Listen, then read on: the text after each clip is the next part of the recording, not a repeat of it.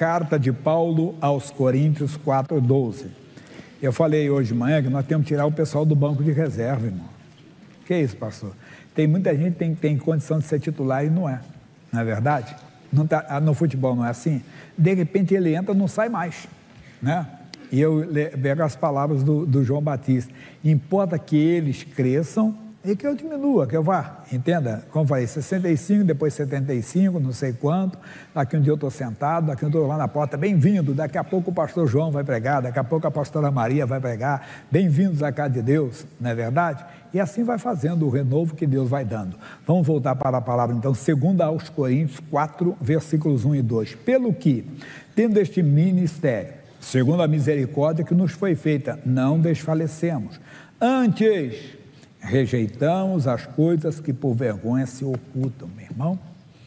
Alguma coisa eu falei e já tenho explicado para a igreja. Se tem uma coisa na minha vida, na sua vida, que se for descoberta vai nos trazer vergonha, temos que rejeitar, parar. Lembra da primeira parte? Confessa com quem você tem que conversar, fala. Lembra do filho pródigo: pequei contra o céu perante ti, quer dizer, então pediu perdão para Deus e para o pai. Acerta, por quê? A Bíblia diz que diante de Deus não há nada oculto que não venha a ser revelado. Nós esquecemos quem é Deus. Paulo ensina uma coisa ao jovem Timóteo, segunda carta de Paulo a Timóteo. Quando eu falo a, porque o Timóteo não escreveu carta, Paulo que escreveu a Timóteo. Segunda a Timóteo 2,15. Procura apresentar-te a Deus aprovado. E se eu não estiver aprovado, se apresente mesmo assim. Não faça como fez Adão e Eva. Adão, onde estás? O que ele fez? Se escondeu. Não se esconda. Vá. Eu contei que, antes de entrar na igreja um pouco, eu estava no alcoolismo muito forte mesmo, ao auge do alcoolismo, né? Bebendo mesmo. Mas tinha que sobreviver também. Chegou uma hora, tem que dar um basta. E eu então fui e disse: eu vou arrumar um trabalho. Já novo, eu fui subgerente de uma livraria em Copacabana.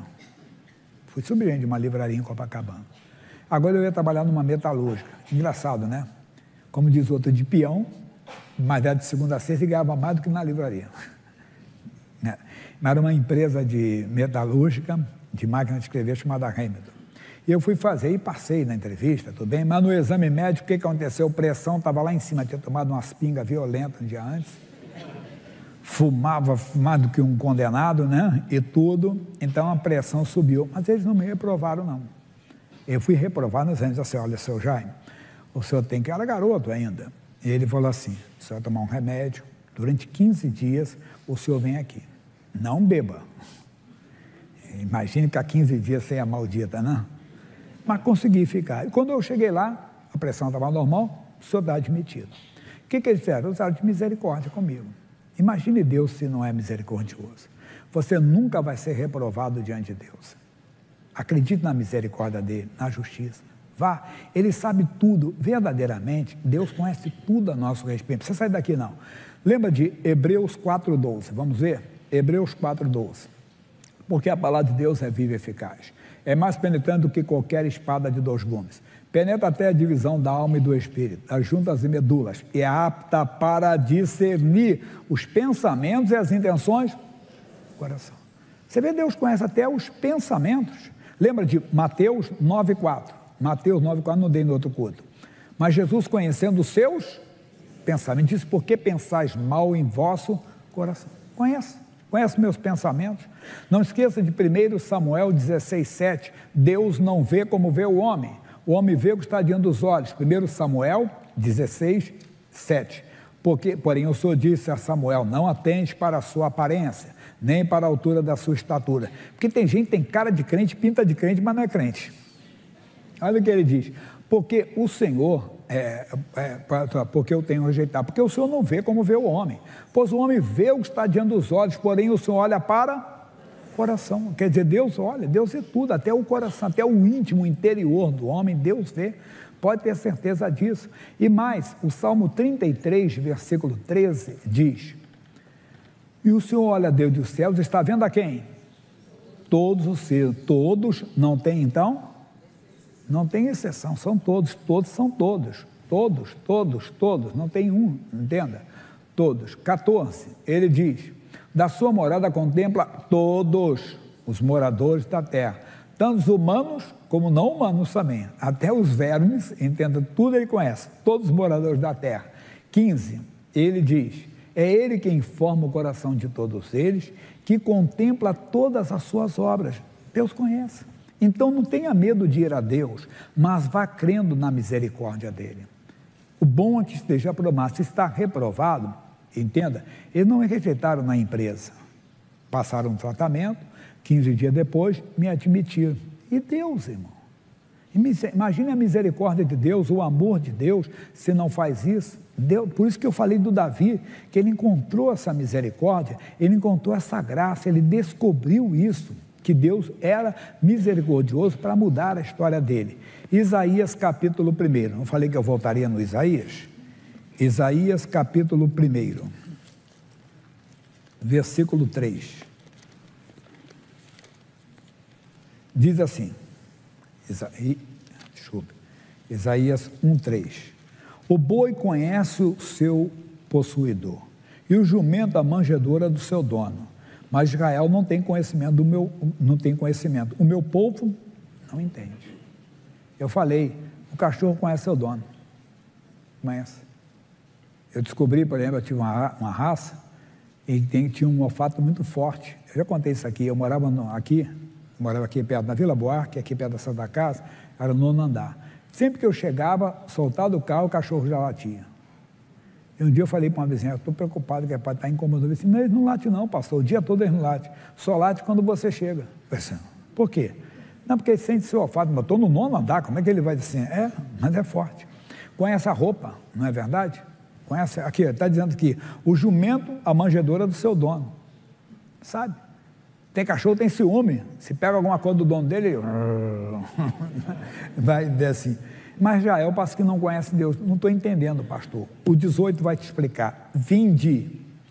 E diz assim, então aguirme, diz o Senhor, ainda que os vossos pecados sejam como a escarlata, encardidos mesmo, e se tornarão brancos como a neve, ainda que sejam vermelhos como o carmesim, se tornarão branco como a branca lã. Vem, você não conhece Deus? Pode ir, essa é a justiça que falamos na primeira parte. Vá, não importa, não deixe nada oculto diante de Deus, porque não tem nada oculto diante dele. Ainda que fique oculto aos olhos dos homens, não tem oculto diante dos olhos de Deus, porque todos nós um dia estaremos na ressurreição. Não entendi, nós vamos ganhar um corpo, a Bíblia fala isso. E o profeta Daniel, no capítulo 12, no versículo 2, ele fala uma coisa, que ele diz, e muitos dos que dormem no pó da terra ressuscitarão, uns para a vida eterna, e outros para a vergonha. Não faça isso. Agora é a hora, desculpe a expressão, de acabar com a vergonha. Que diante de Deus e crer, nós estamos debaixo da graça. Ontem, esses dias eu li uma série de mensagens falando a respeito, entenda bem, que da misericórdia, desse amor de Deus. Aí eu falei da igreja poderosa. O que é uma igreja poderosa? É uma igreja que expulsa demônios? Sim. Que ora pelos enfermos? Sim. No culto anterior, uma senhora do Rio Grande do Sul, uma jovem do Rio Grande do Sul, estava com depressão forte, mas se sentia um lixo, que ninguém gostava dela, que era depreciada por todos, não sei o quê, complexo, cheio de complexo. E ela e a mãe começaram a assistir, começaram a ouvir falar dos milagres. E ela tinha uma enxaqueca muito forte, uma dor de cabeça. E ela disse assim, eu fiz falar tanto de cura, vamos lá. E às vezes as pessoas não querem falar da cura. Você viu que eu mostrei Casa Verde? Vamos mostrar que ele mostra. Mas oramos aqui, Deus mostra. O diabo quer que tire isso da igreja, porque as pessoas vão procurar pela cura, mas vão conhecer o que é a justiça de Deus, o amor de Deus, que aquilo ali é muito pouco, Deus tem muito mais para ela. Ela está procurando a cura para o seu corpo, Deus tem a vida eterna para ela. Imagine, você está doente, você busca a cura para quê? Para viver mais, né? Vamos que você com aquela doença iria ter talvez mais 10 anos, 20 anos, mas curado você sem nenhum incidente na vida, você vai mais, vai ter mais 40, mais 50, mais 60. Mas ele está oferecendo mais, está oferecendo a eternidade para você. Mas quando nós procuramos a Cristo, nós não procuramos por causa da eternidade, nós procuramos por causa desta vida. Alguma coisa que está faltando em nós, às vezes saúde, às vezes alegria, como era o caso da moça, depressão, às vezes situação financeira, às vezes paz em casa por causa da bebida, do álcool, das drogas de alguém da família. Nós procuramos a Cristo, procuramos por causa dessa vida, mas aí vem o Senhor e diz, não, eu vou lhe abençoar nessa vida, mas eu quero lhe dar a vida eterna. Eu quero lhe dar uma eternidade linda, e é isso que Deus oferece, e é isso que temos que mostrar às pessoas. Ele está dizendo, 19, que eu não dei, se quisertes e ouvirtes, comereis o bem, e todo mundo pensa em quê? Comer o bem dessa terra, não sei, a sardinha ou o bacalhau, né? Antiga, quando eu era garoto, eu ouvia muito isso, cidadão come sardinha, rota bacalhau, já ouviu falar isso? Né? Ou então come o mortadela e a rota presunto. Hoje é o contrário, a mortadela é mais cara que o presunto, se bobear. Aliás, desculpe, eu gosto mais de mortadela. Sempre gostei, um gosto mais ativo, né? E tudo. Mas não estou dizendo que é bom, não. Não estou dizendo que o nutricionista já me olha de cara feia, pastor. O senhor está ensinando um veneno para o povo aí. O senhor foi bem até agora o senhor está uma besteira já aí. Então, vegetariano, que olha que eu tenho filha vegetariana, né? Olha para mim quando eu falo da mortadela assim, pastor, prega a palavra, vai, para de falar besteira. Então, tudo bem, eu te aceito, nutricionista, vegano, eu vou voltar aqui então, vegetariano, eu vou voltar aqui para a palavra. O bem dessa terra, irmão, é a presença de Deus, você vai ter o melhor dele, não é hipocrisia, é isso. Então, vamos voltar onde nós começamos, segunda carta de Paulo aos Coríntios, 4:2, ele diz, antes rejeitamos as coisas que por vergonha se oculta. Tem alguma coisa, foi descoberta, vai trazer vergonha? Se não trouxer vergonha, vai trazer no dia do juízo. Então termine essa coisa. Como? Com a confissão, com a misericórdia. Ah, pastor, Deus tem, mas o homem não tem. Problema do homem, você faz sua parte. E ele diz, agora que é profundo, não andando com astúcia, não dá para ensinar nesse culto, mas depois falo mais, astúcia é malandragem, nem falsificando a palavra de Deus, não procure pegar um versículo para fundamentar o seu erro, o nosso erro, o erro do homem, não pode, de vez em quando você ouve. Tem pessoa que quer às vezes usar, e entenda bem, palavras, um conhecimento humano, começa a usar palavras, tentando de persuasão, tentando persuadir você com conhecimento, com interpretação teológica, com conhecimento humano. Para de besteira, pecado é pecado, está na Bíblia. Não, porque isso aqui tem que entender, porque é no contexto, porque não tem o quê, porque é a formação etimológica, não sei o quê. Cuidado, pecado é pecado. Não vai mudar, irmão.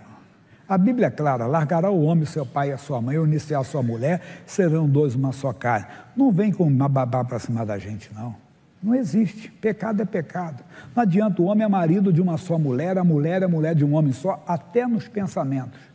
Não adianta vir com blá, blá, blá, blá, blá, blá, blá, blá, não, porque você tem que conhecer a formação desta palavra no hebraico, entendeu, no aramaico, não sei o quê. Pecado é pecado.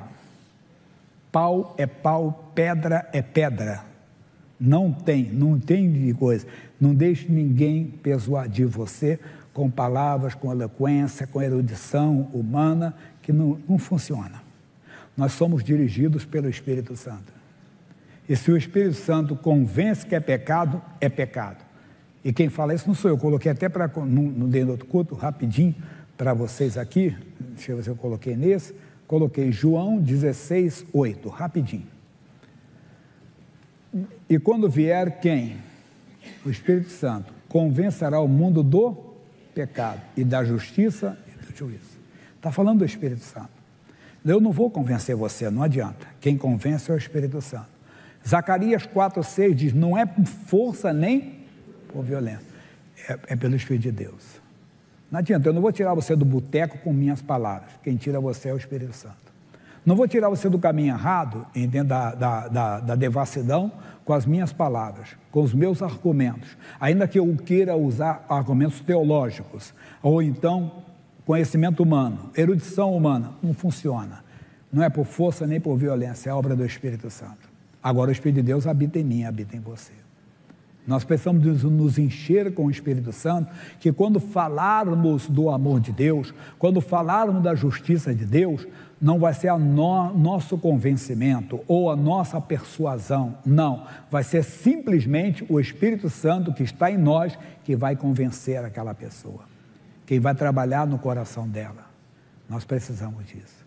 Conta aqui um homem chamado Charles Finney, era um homem muito cheio com o Espírito Santo. Ele passou no lugar, nem parou. Para ele, Deus foi tão real que as pessoas estavam dentro de um boteco, se ajoelharam pedindo perdão a Deus. É o Espírito Santo que faz isso. A igreja precisa de se encher com o Espírito Santo.